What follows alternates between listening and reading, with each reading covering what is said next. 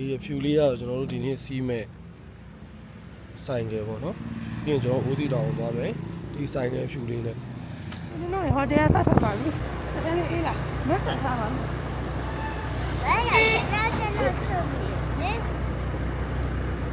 နေအောင်ထွက်တော့မယ်နော်နေအောင်ထွက်ပါတော့မယ်နော်လာပါလိမ့်စီ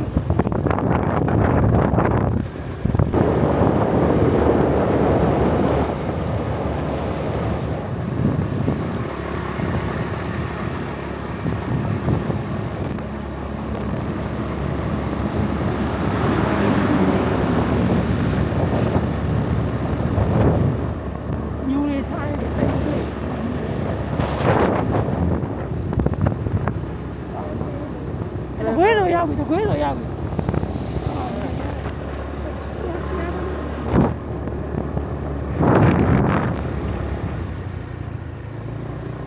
ဘယ်နဲ့မှာပြောတော့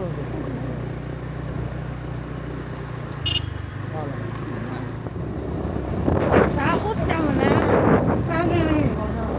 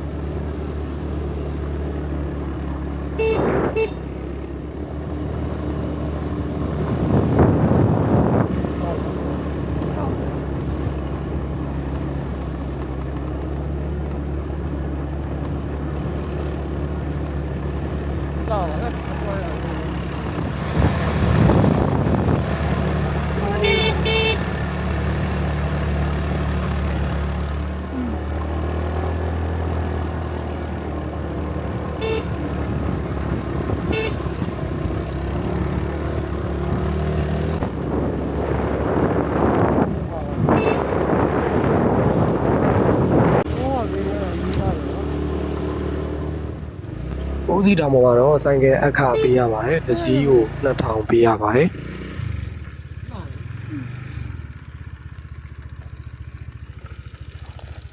ကဲဦးစီတောင်ရောက်ပါပြီဦး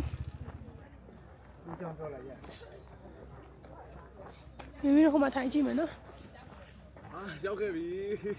ရောက်လာပြီဆင်းမလားဆင်းမယ်လေဆင်းမယ်အောင်ငယ်လေး